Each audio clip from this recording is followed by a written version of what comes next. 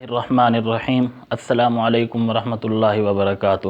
امید ہے تمام بچے خیریت سے ہوں گے۔ اللہ تعالی ہم سب کو اپنے حفظ و امان میں رکھے۔ بیٹا آپ کو پتہ ہوگا کہ پاکستان کا قومی کھیل کون سا ہے؟ جی ہاں، پاکستان کا قومی کھیل ہاکی ہے۔ ویسے تو بہت سارے پاکستان میں کھیل کھیلے جاتے ہیں، زیادہ جو مشہور اور دلچسپ اور لوگوں کے پسندیدہ کھیل ویسے ہیں وہ کرکٹ اور فٹ بال ہی ہیں، لیکن یہ یاد رکھیں کہ پاکستان کا قومی کھیل وہ ہاکی ہے۔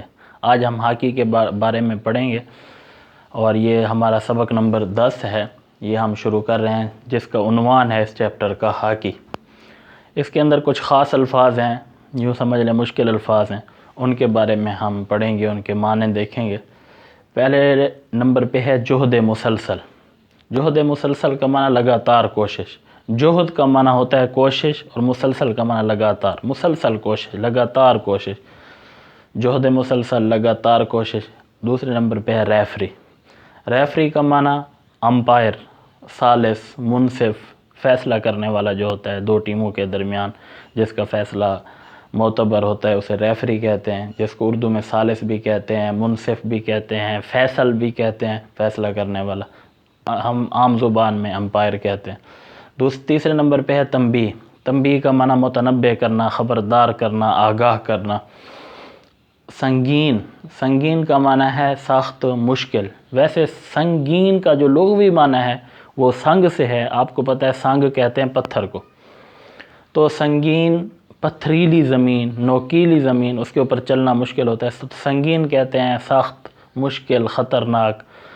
اور ہیلمٹ، لوہے کا وہ خول جو سر کی حفاظت کے لیے پہنا جاتا ہے، ہیلمٹ ہوتا ہے سر کے اوپر پہنتے ہیں، اپنا کرکٹ کے اندر جو بیٹس مین ہوتا ہے کھیلنے والا اس کے سر پر عموماً ہوتا ہے، اور جو وکٹ کیپر ہوتا ہے وکٹ کے پیچھے کھڑا ہوتا ہے اس کے اوپر بھی اکثر دیکھا جاتا ہے کہ وہ ہیلمٹ پہنا ہوتا ہے۔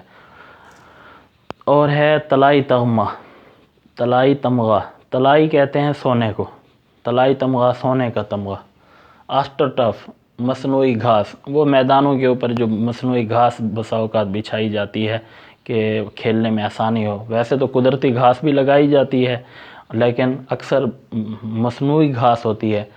اور ہے دورانیہ۔ دورانیہ کہتے ہیں وقت کو، جو دو کھیل کے درمیان جو کھیل کا دورانیہ ہوتا ہے، 2 گھنٹے دورانیہ، 3 گھنٹے دورانیہ، اس کو کہتے ہیں دورانیہ وقت کو۔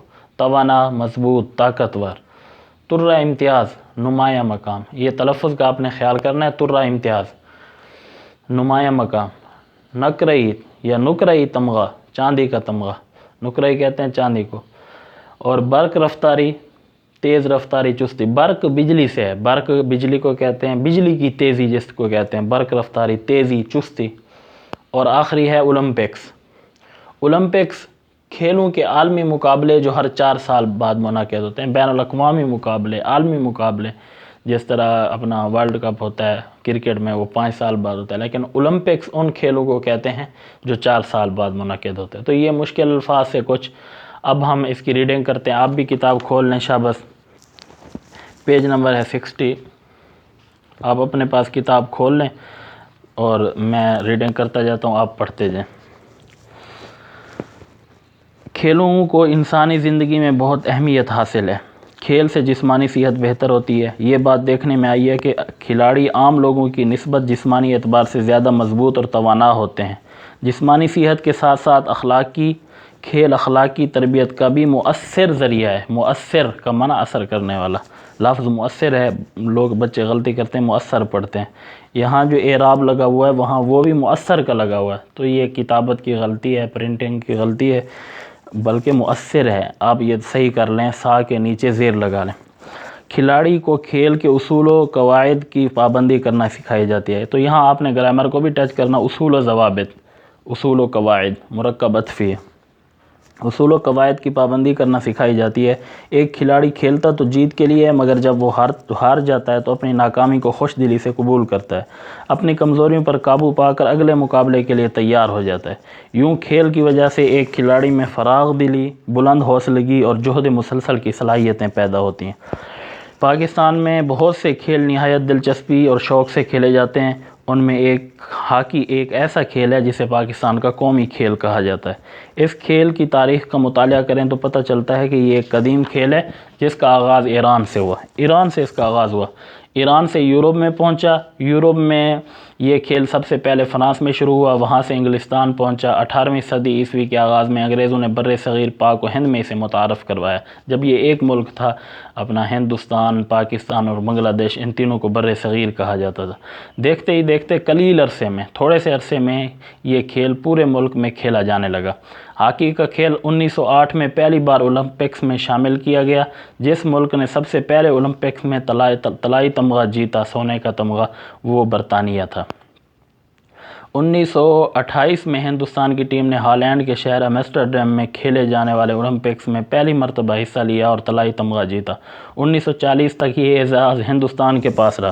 پاکستان میں ہاکی کے کھیل کا جائزہ لینے سے پہلے یہ مناسب معلوم ہوتا ہے کہ اس کھیل کے بارے میں بنیادی معلومات پر چند باتیں ہو جائیں۔ ہاکی کا کھیل دو ٹیموں کے درمیان ہوتا ہے، ہر ٹیم میں 11 کھلاڑی ہوتے ہیں۔ ان کی پوزیشنیں یہ ہوتی ہیں: goalkeeper, left full back, right half, centre half, left half, right out, right in, centre forward اور لیفٹ آؤٹ اور لیفٹ ان۔ سن 1900 میں انٹرنیشنل ہاکی کی رولز بورڈ کے نام سے ایک ادارہ قائم ہوا جس کے تحت اس کھیل کے قواعد و ضوابط بنائے گئے۔ کھیل کی نگرانی دو ایسے افراد کرتے ہیں جو کھیل کے قواعد و ضوابط سے پوری طرح واقف ہوتے ہیں، انہیں ریفری کہا جاتا ہے، جو امپائر ہوتے ہیں۔ شروع میں ان کے اختیارات محدود تھے، بعد میں ان کے اختیارات میں اضافہ کیا جاتا رہا۔ کھیلتے ہوئے کوئی کھلاڑی غلطی کرے تو اسے تنبیہ کرتے ہیں، اگر کوئی کھلاڑی جان بوجھ کر دوبارہ غلطی کرے یا پھر کوئی بڑی غلطی کرے تو ریفری اسے میچ سے کچھ وقت کے لیے اور کسی سنگین غلطی کرنے کے نتیجے میں باقی میچ کے لیے کھیل سے باہر نکال دیتے ہیں۔ ہاکی کے میدان کی لمبائی 91.4 یعنی 91.4 اور چوڑائی 55 میٹر ہوتی ہے، 55۔ میدان کے مختلف حصوں کو سفید رنگ کی پٹیوں سے نمایاں کیا جاتا ہے۔ گول پوسٹ کی چوڑائی 3.6 میٹر اور اونچائی 2.1 میٹر ہوتی ہے۔ گول پوسٹ کا سامنے والا رخ کھلا ہوتا ہے جبکہ باقی ہر طرف مضبوط جالی لگی ہوتی ہے۔ کھلاڑیوں میں صرف گول کیپر کو ٹانگوں پر اور گھٹنوں پر پیڈ باندھنے اور ہاتھوں میں دستانے پہننے اور سر پر ہیلمٹ پہننے کی اجازت ہوتی ہے۔ کھلاڑی